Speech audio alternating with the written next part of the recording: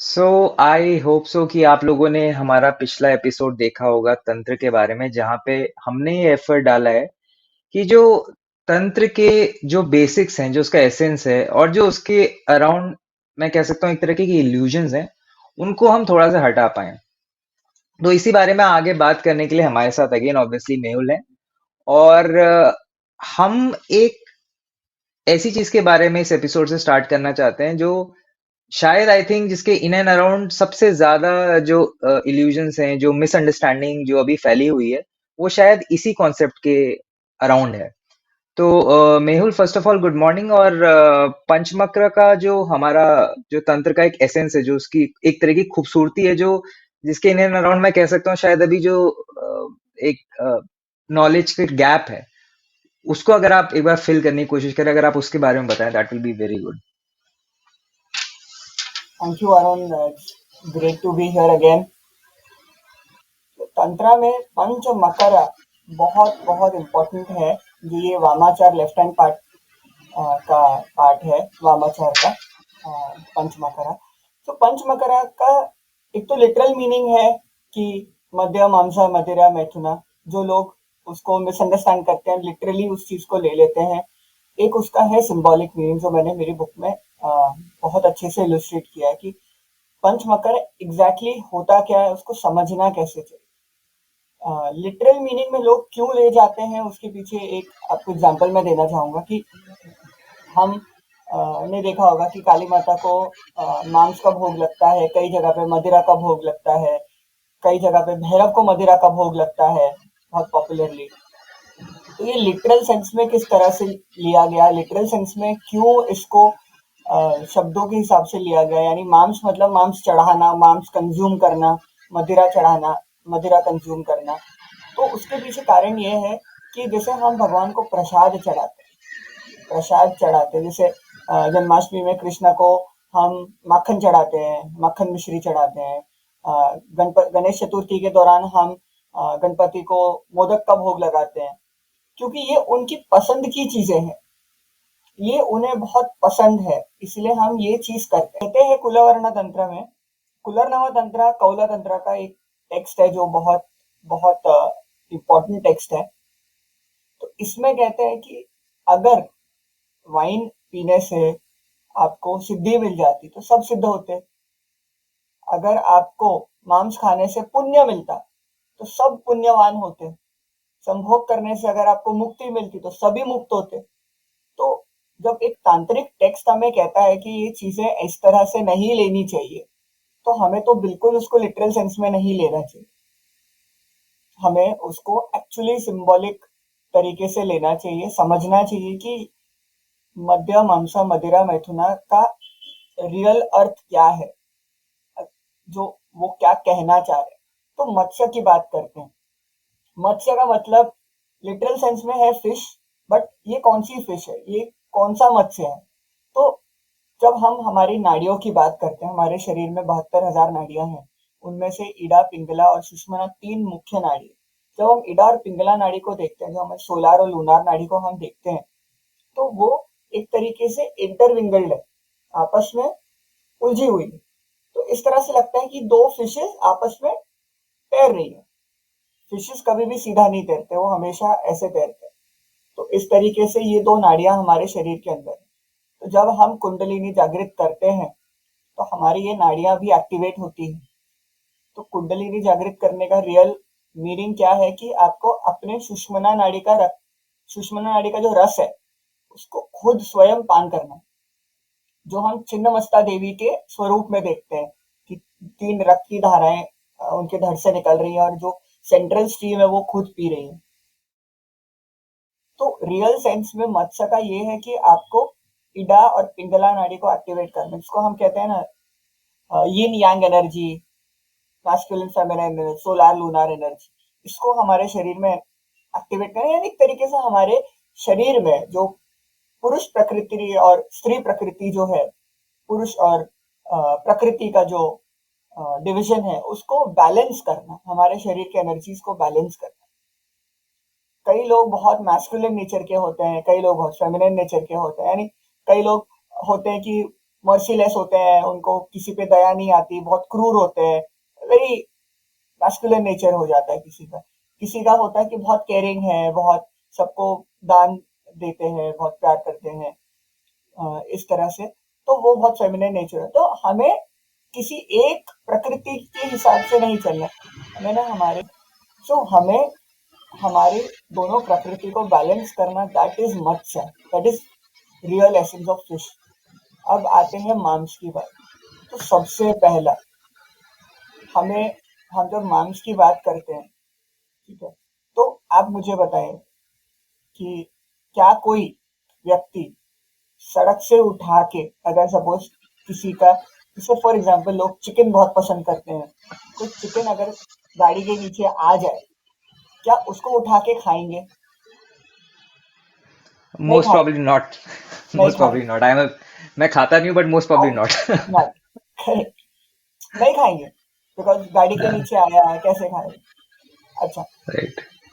Meat shop से लेंगे तो वो चिकन को क्या करेगा, चिकन को काट कर ही आपको देगा। तो दोनों तो डेड है, तो आप सड़क से उठा के क्यों नहीं खा रहे? राइट। आप तो जीवित प्राणी को तो खा नहीं सकते। हम्म। आप जीवित प्राणी को तो खा नहीं सकते। अच्छा, वही बात करें फिश की, जो लोग फिश खाना पसंद करते हैं, फिश जब मर कर शोर पे आ जाती है, उसको नहीं खाएंगे, फ्रेश पकड़ी हुई मछली खाएंगे, वो भी तो मृत है। दोनों ही, दोनों तो डेड है। आप एक क्वाइट खा रहे हैं, एक इंटरेस्टिंग। नहीं खा रहे हैं, क्यों? यस। अगर आप इतने ही एलिवेटेड है कॉन्शियसनेस में, अगर आप वही चीज भोग लगा रहे हैं, वही चीज सारी चीजें कर रहे हैं, बहुत एंजॉय कर रहे हैं, चीजें कर रहे हैं, तो आप डिफरेंशिएट क्यों कर रहे हैं कि यार ये सड़क के नीचे आया हुआ तो सही नहीं है, दुकान से लिया हुआ सही है तो दोनों मृत ही। आई थिंक द वे जिस तरीके से वो उस एंड स्टेट में पहुंचे हैं, जिस तरीके से उन मृत्यु हुई है, जो वो मतलब शरीर छोड़ा है, तो I think that is the reason why वहां से उठा के नहीं खाते। अलॉन्ग विद दैट, कि हाँ वो साफ नहीं होता, that is a basic given. But जब आप एक अलग लेवल पर आते हैं, जब आप आत्मज्ञान के लेवल पर आते हैं, तो सबसे पहली चीज आप है नॉन डिस्क्रिमिनेशन। आप फर्क करना छोड़ देते हैं कि ये सही है, ये गलत है, ये अच्छा है, ये बुरा है। हम कई लोगों को मैंने देखा है जो इवन डॉक्यूमेंट्रीज में भी अ, लोग लेबल करते हैं अघोरी साधुओं को जो मांस खाते हैं कि कैनिबल्स कैनिबल्स कैनिबल्स। कैनिबल्स वो होते हैं जो किसी को मारकर खाते हैं, बट ये तो वो खाते हैं जो उनके स्थान पर मिलता है। अब वो शमशान भूमि में रहते हैं, इसीलिए तो वो फ्लैश खाते हैं, ह्यूमन फ्लैश खाते हैं। वो भी ह्यूमन फ्लैश किसी को मार के नहीं खाते, जो चिता में जो जल रहा है उसमें से एक पीस उठा के खाते हैं।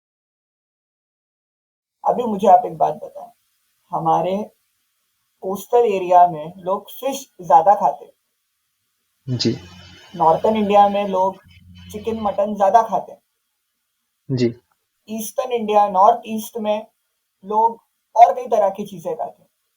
जी। चाइना में, थाईलैंड में लोग स्कॉर्पियंस, कॉकरोचेस, कुछ भी खाते हैं, या या ट्रू। क्योंकि वो उनकी जगह पे उनके जो रहने का जो स्थान है वहां पर ज्यादा मिलता है। वही वेज की बात करें तो साउथ इंडियन चावल ज्यादा खाते हैं क्योंकि वहाँ चावल ज्यादा उगता है। नॉर्थ इंडिया में कोस्टल एरिया नहीं है, तो नॉर्थ इंडिया में लोग रोटी ज्यादा खाते हैं क्योंकि वहां पर पानी नहीं है, तो इसीलिए वो चावल नहीं उगता ज्यादा, तो वो रोटी ज्यादा खाते हैं। इसी तरह से क्यों, क्योंकि वो चीज वहां पर उनको मिलती है। तो सबसे पहला चीज, जो घोरी साधु खा रहा है, वो पहली बात तो डिस्क्रिमिनेट नहीं करा। अगर वो डिस्क्रिमिनेट फर्क करता तो वो चीज को खा नहीं पाता। They are hmm. Scavengers, they are not cannibals. Scavengers वो होते हैं जो मरा हुआ खाते। सड़क पे अगर कोई चिकन गाड़ी के नीचे आ गया तो वो उठा के खा लेंगे, उनको कोई फर्क नहीं पड़ता, क्योंकि उनको अपनी भूख मिटानी, ताकि वो अपनी साधना पे फोकस करें। जब हम वर्ड यूज करते हैं कैनिबल, जब हम वर्ड यूज करते हैं स्कैवेंजर, हमें उसका मीनिंग भी तो पता होना चाहिए। They are scavengers. कभी आपने किसी को ये नहीं देखा होगा कि किसी ने किसी को मारा और खाया। वी आर कैनिबल्स, मतलब हम चिकन को मारते हैं, मटन गोट को मारते हैं और फिर खाते हैं।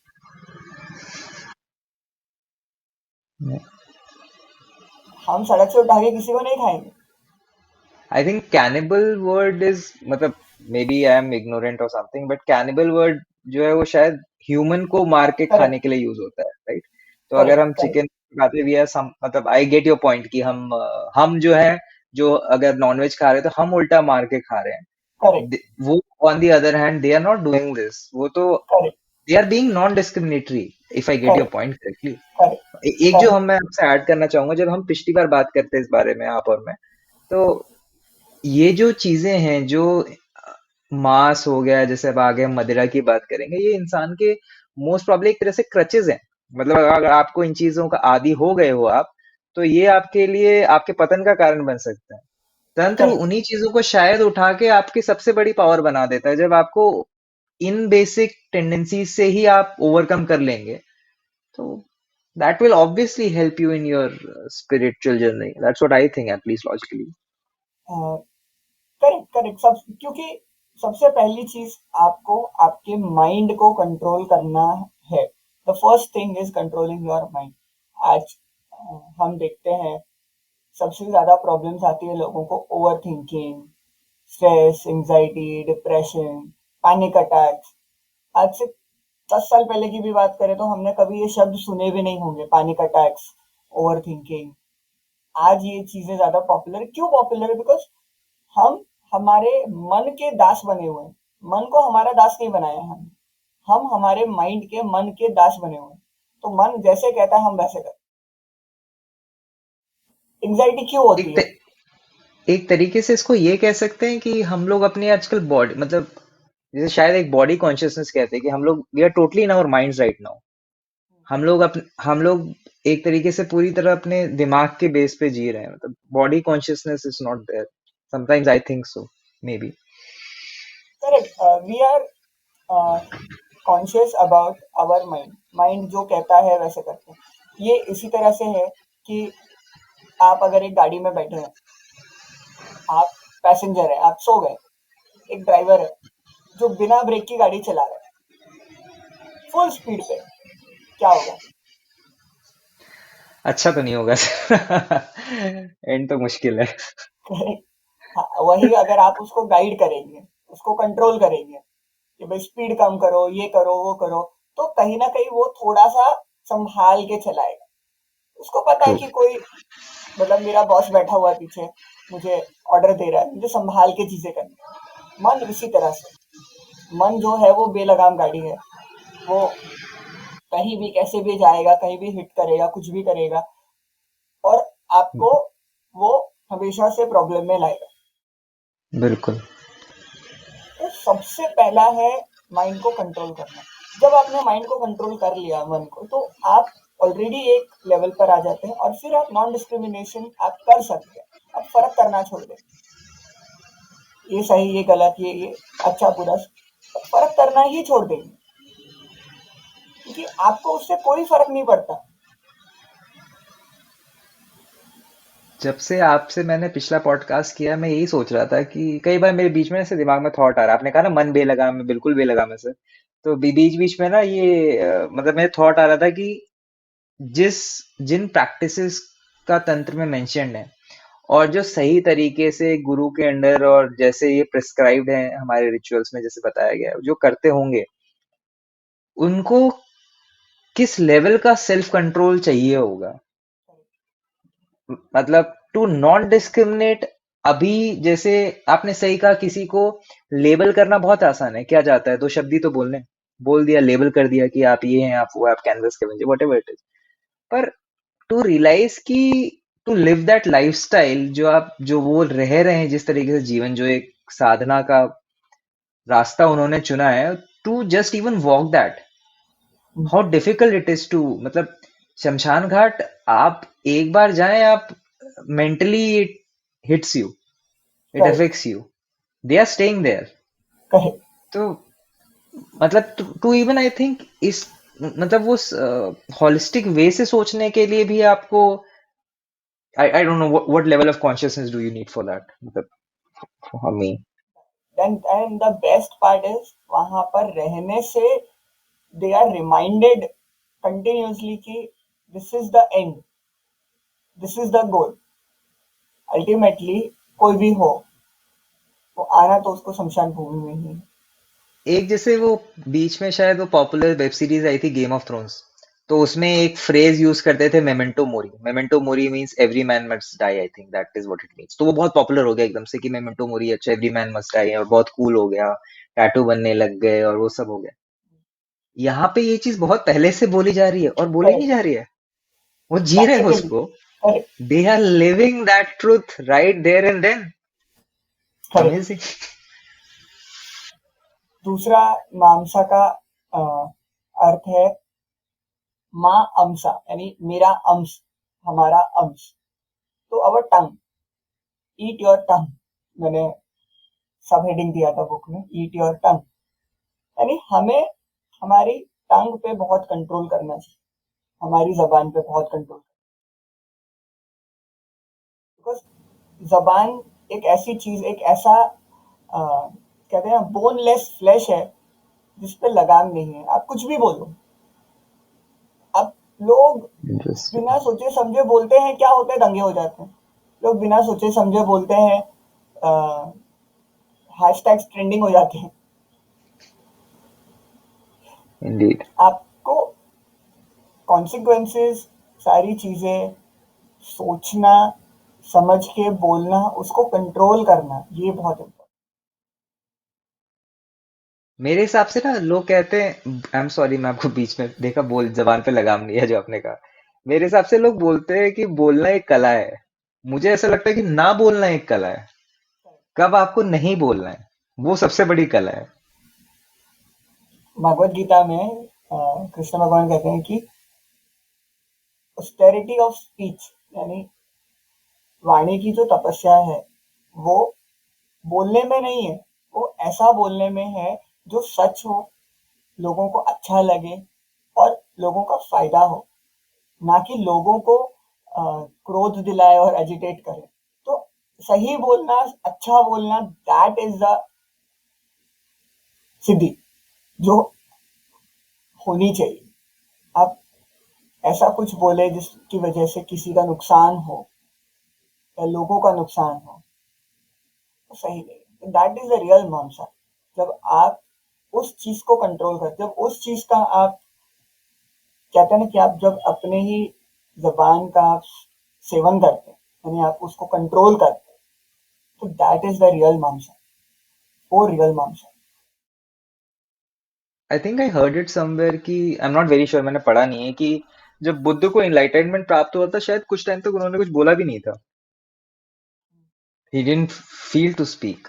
और जहाँ ये मुझे सबसे अच्छा और प्रैक्टिकल एस्पेक्ट लगा है इसका, व्हाई, जब आप अपनी, जो आपने कहा ना, एक बोनलेस फ्लैश जो हमारी टांग है, इसको अगर कंट्रोल में करने लगे, दो तीन तरीके के फायदे हैं। एक तो आपका बोलने पे कंट्रोल है, तो आप obviously you are avoiding many many bad things in your life, unwanted things in your life. दूसरा, अगर आप अपनी जबान पे एक तरह से वैसे कंट्रोल कर रहे हैं, आपका अपना खाने पे भी कंट्रोल है। That means you are controlling what you are taking in, you are healthy physically and mentally as well. All advantages I can C.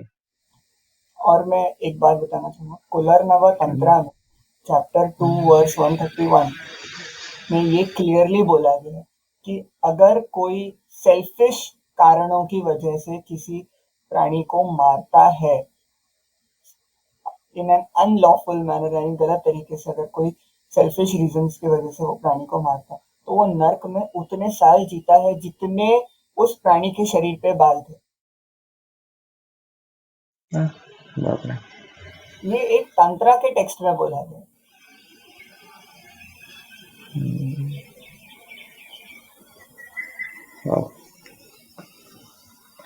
This is what it means. ये जो मतलब पार्ट्स हैं इस विजडम के, कि एक वहां पे मारना फॉरबिडन है। जैसे लग रहा है, अगर आप ये बता रहे हैं कि अगर तंत्र में, I mean it's too deep a knowledge system. मेरे को मतलब लगता है इसके बारे में जितना आप पढ़ो समझो, और ज्यादा जानने की भी जरूरत है, मे बी जस्ट टू और उसका अंडरस्टैंड इट। उसका सेकंड वर्स ये बोलता है कि वो व्यक्ति उसी प्राणी के रूप में दोबारा जन्म लेगा। अच्छा। ओह। हाँ, ओके। तो that is the real essence of mamsa. अब आते हैं मद पे। मद महानिर्वाण तंत्र कहता है कि पितोत पित्वा पुनर्पित्वा पिता भूतले पुनरुत्याग्रेहे पोत्वा पुनर्जन्म न विद्यते। यानी आप पिए और पिए, जमीन पे गिरे, उठें और पिए, और फिर इतना पिए कि आपका पुनर्जन्म ना हो, आप इस चीज से बाहर आ जाए।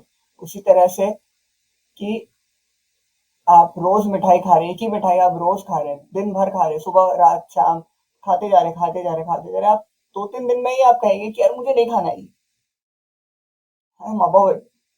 आपको वही मिठाई कड़वी लगने लगेगी। राइट। कई बार हम 10-15 गुलाब जामुन खा लेते हैं तो हमें 16वें गुलाब जामुन में लगता है कि ये कड़वा क्यों लग रहा है, because it's become too much. तो sweet is not sweet, sweet is actually bitter. तो या आपको जो अभी अच्छा लग रहा है वो मीठा नहीं है, आगे जाके वो आपको कड़वापन दिखाएगा, देगा ही। वो नहीं मिल रहा है शायद, तब मीठा लग रहा है ज्यादा। सो गरुड़ पुराण में कहा गया है कि अगर आप वाइन कंज्यूम कर रहे हैं, सही तरीके से नहीं कर रहे हैं, तो डायरेक्टली आपने अपने नर्क में रिजर्वेशन कर लिया। तो आप सोच सकते हैं वाइन लिटरल सेंस में पीना कैसा है। और जैसे कुलरनामा तंत्रा का पहला वर्ष में कहा गया कि अगर वाइन पीने से, यानी अगर ड्रिंक करने से अगर सबको सिद्धि मिलती तो सब सिद्ध होते। तो सिद्धि इतनी आसान थी, पियो और सिद्धि प्राप्त करो। तो आसान नहीं है ना, उससे कुछ नहीं होना है। सही है। इट्स टू अंडरस्टैंड इट कि मैं जैसे आपसे पहले से भी कह रहा था कि ये चीज है ना, मतलब बहुत ही थिन लाइन है जो चलनी है टू अंडरस्टैंड कि आपको उस जगह पहुंचना है जहां पे आप उसे कंज्यूम करके आपको कोई फर्क नहीं पड़ रहा और वो आपको कंज्यूम नहीं कर रहा है। और ये हाँ, ऐसी चीजें हैं जो सबसे ज्यादा इंसान को कंज्यूम करती है, राइट? ये तो correct. Alcohol, whatever addictions and all these things, ये तो कंट्रोल करना बहुत मुश्किल है किसी के लिए भी। बोलना बहुत आसान है किसी भी चीज के बारे में, बट एक्चुअली में इन चीजों को प्रैक्टिस करना बहुत मुश्किल है। फिर आता है मुद्रा पे। मुद्रा जो है वो जेस्चर्स है, योगा जेस्चर्स है जो आपके बॉडी को कंट्रोल करने में हेल्प करते हैं। मुद्रा के बारे में बहुत ज्यादा नहीं दिया गया। मुद्रा 3 तरह से बताई गई है। या तो इसका एक अर्थ होता है जेस्चर्स, यानी आसन या मुद्राएं जो हम योग मुद्रा धारण करते हैं, जैसे हम्म। ज्ञान मुद्रा, लिंग मुद्रा, जो हम अ, साधना में उसका प्रयोग करते हैं। दूसरा है वेल्थ, चैरिटी। आप मुद्रा का दान करें, चैरिटी करें, ताकि आपके सर पे आपका वेल्थ भी ना चढ़े। कहते हैं ना कि अ, एक शास्त्रों में कहा गया कि आपको अपनी वेल्थ का कुछ परसेंट हमेशा दान करना चाहिए, ताकि आपके पास इतना वेल्थ ना हो कि वो सर पे चढ़े आपके, और फिर अगेन वो भी बाकी सारी नेगेटिव चीजों को इनवाइट करता है। संतुष्ट रहे, काम करे, मेहनत करे, पैसे कमाए, जरूर कमाए, बट एक सेटिस्फेक्शन लेवल भी आना चाहिए। मेरी मदर हमेशा एक श्लोक टाइप का कहती है, आई डोंट नो श्लोक कहेंगे या क्या कहेंगे, कि साईं इतना दीजिए जामे कुटुंब समाए, मैं भी भूखा ना रहूं साधु ना भूखा जाए। मीन्स कि इतना दो कि मैं भी खाऊं और अगर कोई आए तो उसको भी अच्छे से ट्रीट करूं। तो nice. I mean it's very profound, it's, और ये सस्टेनिंग भी है साथ ही साथ, क्योंकि मुझे ऐसा लगता है अगर आपको, आप वो कोई चीज दे नहीं सकते हो जो आपके पास ऑलरेडी नहीं है। सो मैं दान भी तो तभी करूंगा ना जब मेरे पास कुछ हो। मैं हैप्पीनेस, पीस या कोई भी चीज तभी दूंगा, नॉलेज तभी दूंगा जब मेरे पास कुछ हो। खाली बर्तन में से क्या निकालोगे? तो दैट इज देयर। और फिर आते हैं सबसे इम्पोर्टेंट, मैथुना पे। तो मैथुना का real essence is not sexual union. मैथुना का real essence is no sexual union. not doing it is the real essence of Methuna. तो योगा टेक्स्ट में हठ योगा प्रदीपिका या कई सारे अलग अलग योगा टेक्स्ट में ये जरूर कहा गया है कि हमें ऊर्ध्व रेता होना चाहिए। ऊर्ध्व रेता यानी हमारा जो सीमेन होता है उसमें इतनी पोटेंसी इतनी एनर्जी होती है कि वो एक लाइफ को क्रिएट कर सके, तो उसको हमें ना वेस्ट नहीं करना। You have to preserve it. जितना आप प्रिजर्व करेंगे उतना आपका लाइफ फोर्स बढ़ेगा, एनर्जी बढ़ेगी, उतना आपका ज्ञान बढ़ेगा, because semen is life force energy. हमारे शरीर में सिर्फ एक ही चीज है, सीमन में इतनी क्षमता है कि वो एक दूसरे जीवन को क्रिएट कर सके और कोई चीज नहीं।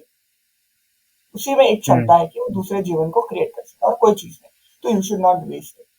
हाथ योगा प्रदीपिका में वज्रोली मुद्रा का वर्णन है जिसमें even after you have an intercourse you do not ejaculate, you suck it back.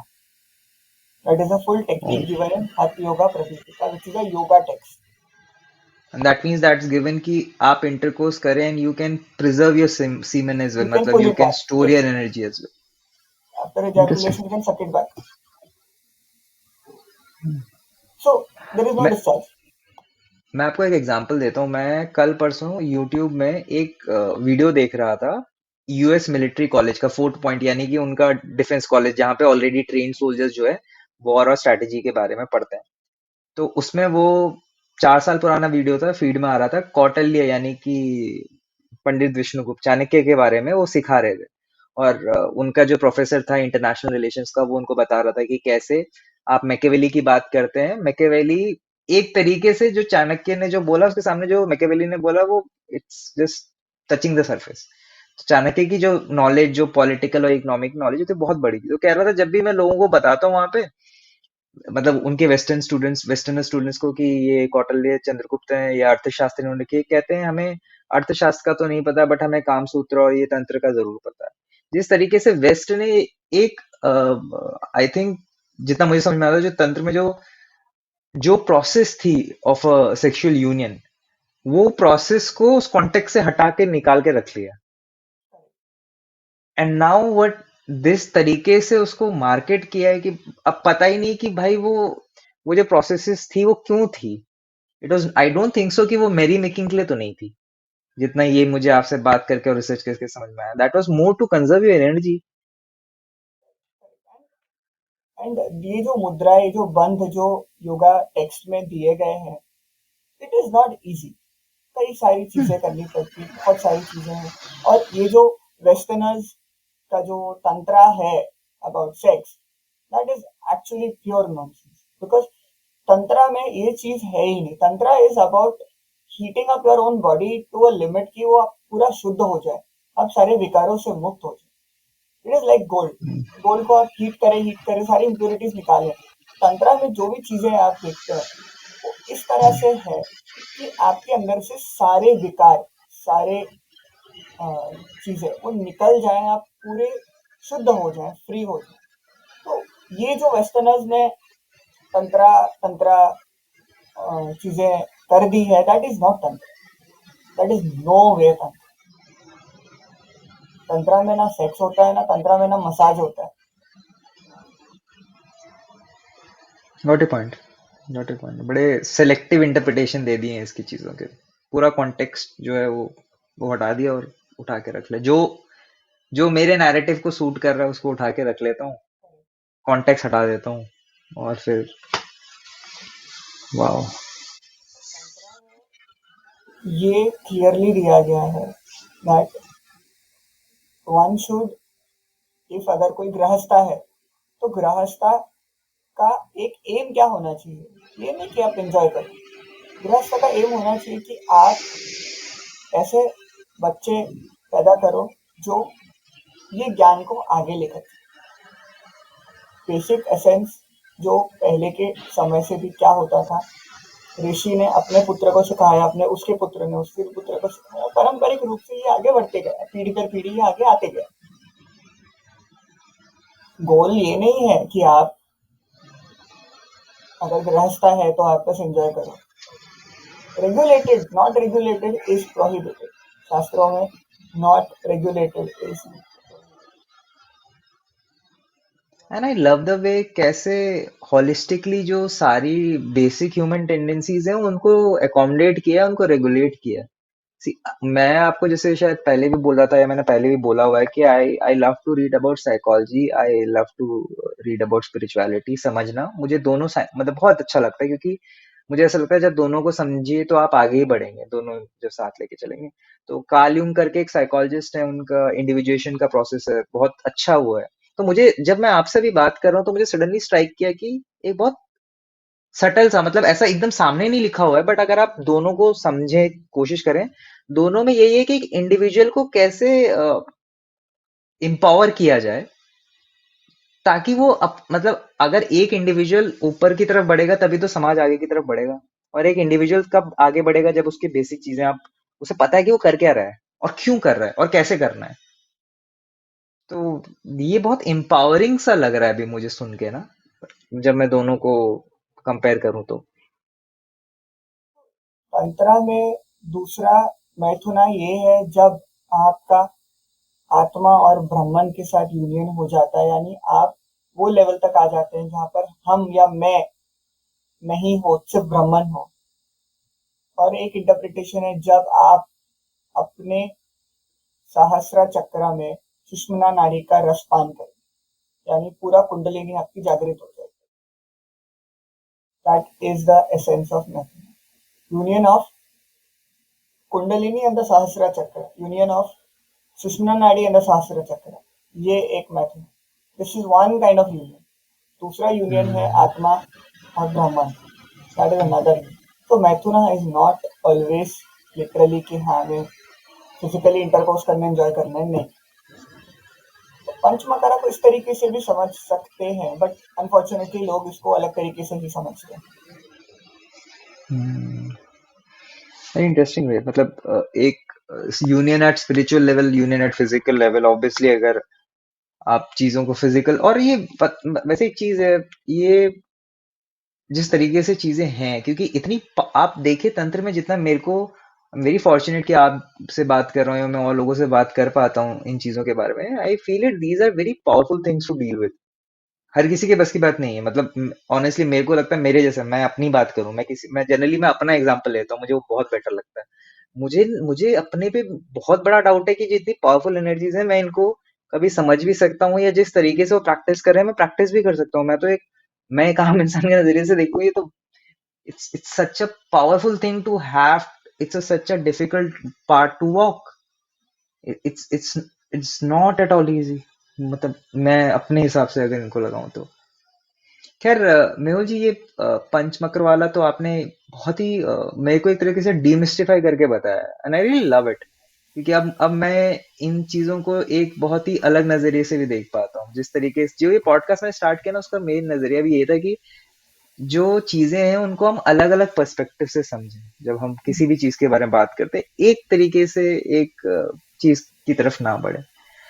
जो मुझे तंत्र में आपकी बुक पढ़ के या अपनी थोड़ी बहुत रिसर्च करके जो सबसे, मतलब जो कहते हैं ना, मोस्ट पावरफुल, ये most powerful thing in the whole tantra system जो मुझे लगा, वो आदि शक्ति। जो जिस तरह से बताया गया है, और जो हमारी जो 10 महाविद्याएं हैं, तो आ, आपके हिसाब से जो आदि शक्ति बताई गई है हमारे तंत्र के ग्रंथों में, क्या मतलब क्या बताया गया है वहां पे हमें आदि शक्ति के बारे में? तो हम इसको साइंटिफिकली बात करते हैं कि energy can not be created not destroyed. Energy तो ट्रू। हमेशा से एनर्जी रहेगी, शक्ति तो हमेशा हमेशा से रहेगी। आप उसको सिर्फ अलग अलग रूप में मैनिपुलेट कर सकते हैं। तो आदि शक्ति जो है, that is the latent energy जो हमेशा से है यूनिवर्स में, in the form of energy. तो उनका मैनिपुलेशन या उनका जो स्वरूप है वो अलग अलग अलग अलग फॉर्म में हमें दिखता है। अभी दूसरा तरीका, आपको बिग बैंग थियरी के बारे में पता है? बिग बैंग बिल्कुल। थियरी अगर एक आप, बार, मैं लिसनर्स के लिए जिनको नहीं पता जैसे एक बार मेंशन कर दूं, वैसे सबको पता होगा, बिग बैंग थ्योरी अभी सबसे ज्यादा एक्सेप्टेड थ्योरी है कि हमारा यूनिवर्स कैसे क्रिएट हुआ। बेसिकली उसके हिसाब से एक छोटा सा बहुत ही डेंस पॉइंट था, उससे एक बार में एक धमाका होता है और उसके बाद सारी चीजें धीरे धीरे बढ़ती जाती हैं, टाइम और स्पेस उसके साथ बनता जाता है। ये एक छोटा सा प्राइमर है बिग बैंग पे। जी जी तो सर। वो जो धमाके को ट्रिगर करने वाली दो चीजें हैं, एक dark energy and dark matter, जिसके बारे में किसी को नहीं पता। ट्रू। कोई ट्रू। साइंटिस्ट अभी तक डार्क एनर्जी क्या है इसको आइडेंटिफाई नहीं कर पाए हैं, ना ना ही वो डार्क मैटर को आइडेंटिफाई कर पाए। तो डार्क एनर्जी और डार्क मैटर ने इसको ट्रिगर किया। पॉपुलरली ये बिग बैंग थ्योरी में माना जाता है, कॉस्मोलॉजी में। तो क्या हम डार्क एनर्जी को शक्ति रूप मान सकते हैं? ऑफ कोर्स मान सकते हैं। क्या हम डार्क मैटर को शक्तिमान मान सकते हैं? मान सकते हैं। बिकॉज डार्क एनर्जी जब मैटर के साथ मिलती है तभी तो कुछ होता है। अभी फॉर एग्जाम्पल लाइट बल्ब है, इलेक्ट्रिकल एनर्जी तो यूनिवर्स में ऑलरेडी है, बट वो इलेक्ट्रिकल एनर्जी को जब हम लाइट बल्ब के थ्रू यूज करते हैं, जब वो मैटर यानी फिजिकल बल्ब को मिलता है, तभी तो हमें लाइट मिलती है। एनर्जी ट्रांसफॉर्म होती है फ्रॉम करंट टू लाइट, तो मतलब एनर्जी एक फॉर्म से दूसरे में जा रही है, राइट। बट उसके लिए मैटर चाहिए। अगर मीडियम नहीं होगा तो वो चीज कभी हो ही नहीं सकती। तो आदि हाँ। शक्ति, शक्ति और शक्तिमान, पुरुष और प्रकृति, ये दोनों इसी तरह से है। One is a matter, one is energy. तो जब एनर्जी मैटर से मिलती है तो वो ट्रांसफॉर्म होके it becomes all powerful primordial supreme energy. तो आदि शक्ति जो है वो हमेशा से रही है, हमेशा से है। कई बार हमारे शास्त्रों में ये भी हमें देखा गया है कि कई सारे देवता शक्तिहीन हो गए, कि उनको उनकी शक्ति से मुक्त कर दिया गया है, तो वो एकदम साधारण हो गए। जैसे एक स्टोरी है जहाँ पर हम कहते हैं कि अ, लक्ष्मी जी विष्णु को छोड़ के चली गई थी। जब लक्ष्मी जी विष्णु को छोड़ के चली गई थी तो पूरे ब्रह्मांड में दरिद्रता आ गई थी, सब शक्तिहीन हो गए थे।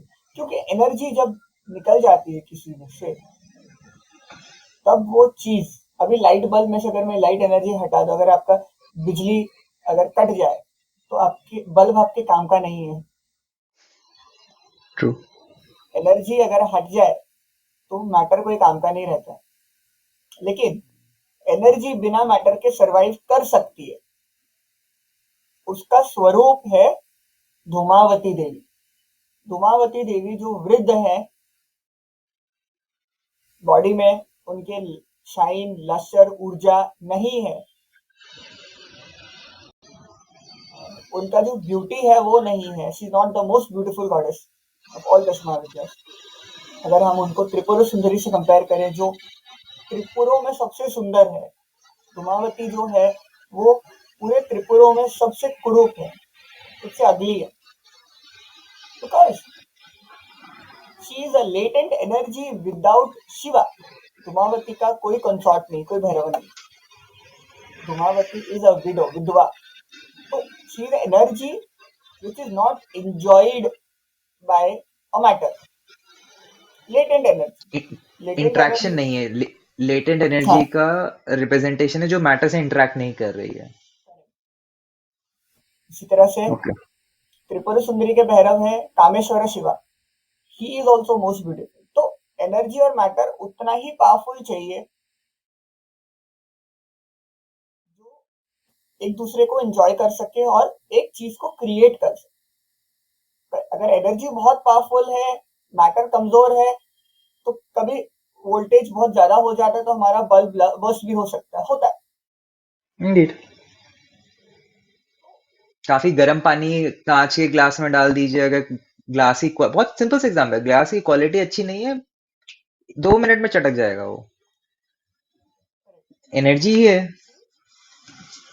और पुरुष, शक्तिमान, शिवा, दोनों ने अलग अलग स्वरूप लिए, अलग अलग फॉर्म में। जैसे काली के कंसॉर्ट है महाकाल, महाकाल महाकाली, दोनों का स्वरूप उग्र है। वहीं कामेश्वर का स्वरूप शांत है, त्रिपुर सुंदरी का स्वरूप शांत है। सौम्य।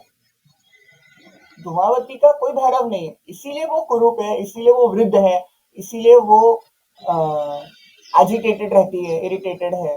That energy is not being utilized, but hmm. Energy है, एनर्जी इज देयर। बट वही हम बात करें शिवा, शिवा का बिना शक्ति के रूप नहीं है, शिव शक्ति साथ में ही मिलेंगे आपको, चाहे वो फिर अर्धनारेश्वर के रूप में हो, चाहे शिव पार्वती के रूप में हो, चाहे भैरव और महाकाली भैरव भैरवी के रूप में हो, बट वो चीज आपको हमेशा साथ में ही मिलेगी।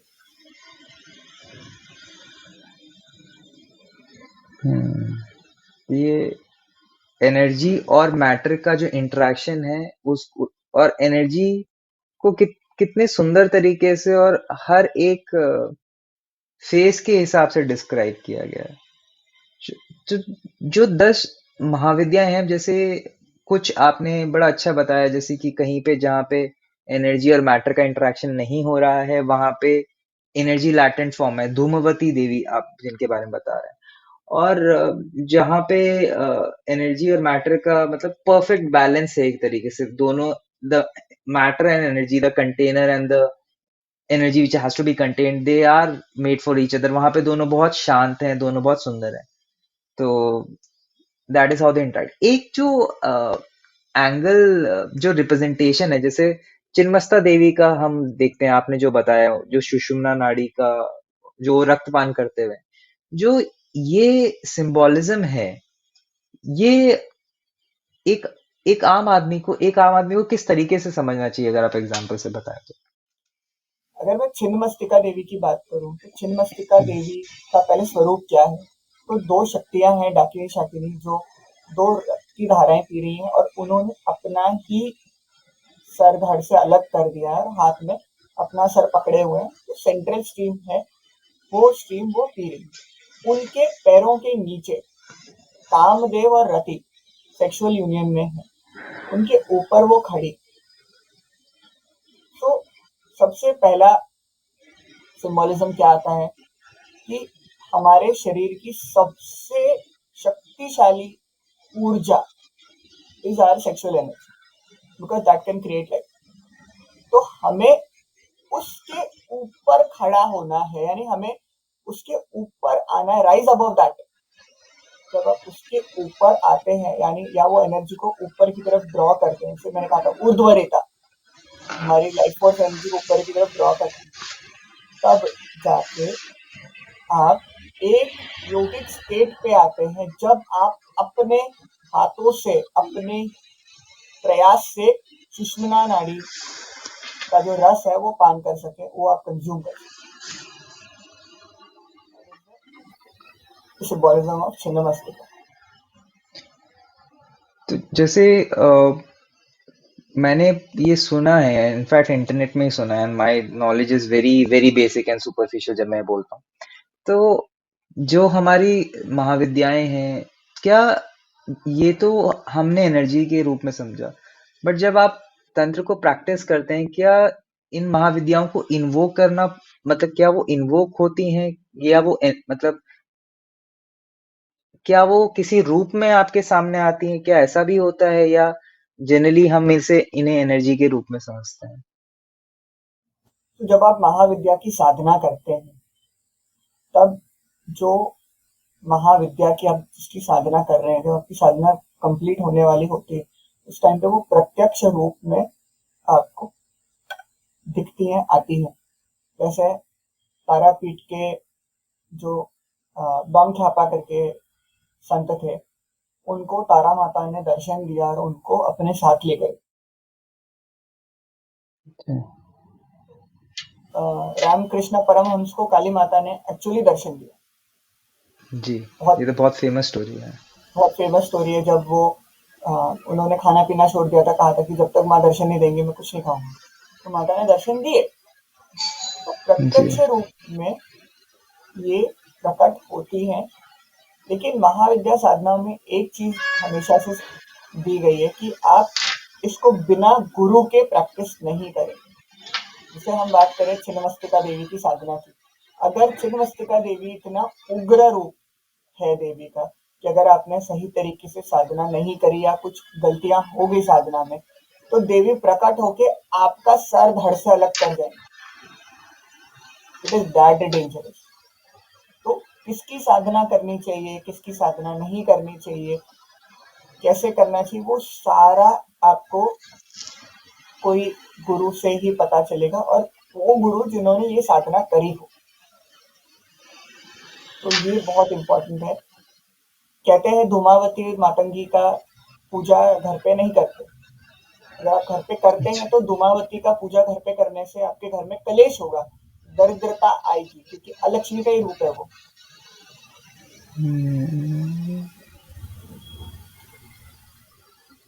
Good. या Got it. आपके मन में इतना वैराग्य आ जाएगा कि आप छोड़ के भाग जाएंगे, जंगल में संन्यास ले लेंगे, इतना वैराग्य आ जाएगा आपके मन में।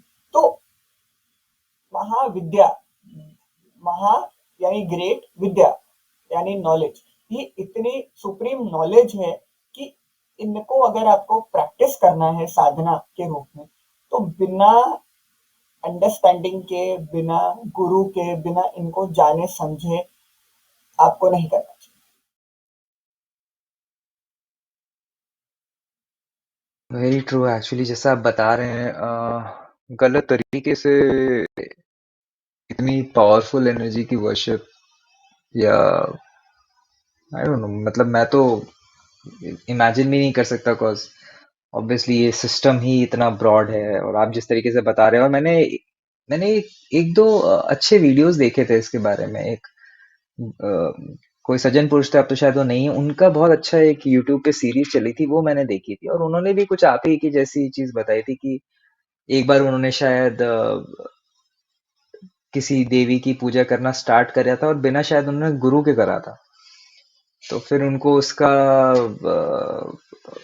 रिजल्ट भी फेस करना पड़ा अनफॉर्चुनेटली वो कह रहे थे कि मैं बच गया नहीं तो it could have ended in a manner that was not very good that could have been worse तो ये तो बहुत डीप चीज है I mean I have to go through the video again and I think I have to read your book as well कि मैं even उसके surface को भी टच कर पाऊं मैं बोली ये तो ये मैं जो भी आपसे अभी तक प्रश्न पूछे ये तो मेरे प्रश्न थे या मैं जो समझना चाह रहा था जानना चाह रहा था और अगेन आपसे बात करते करते मैं टाइम देख रहा हूँ जो बिल्कुल भाग के पहुंच गया आगे तो अगर कोई ऐसा ऐसी चीज है जो आप बताना चाहें क्योंकि मैं तो अभी जितना मेरे अंदर की क्यूरियोसिटी थी इसको समझने की वो तो आपने बता दी अच्छी से something you would like to share जो आप सोचें इम्पोर्टेंट है कुछ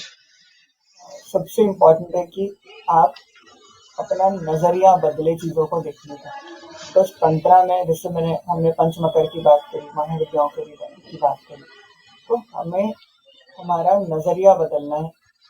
तंत्रा में एक चीज है जो, इसको हम कह सकते हैं ना, इंटरमिंगल्ड रियलिटी। जैसे काली, काली का उग्र रूप भी है, सौम्य रूप भी है।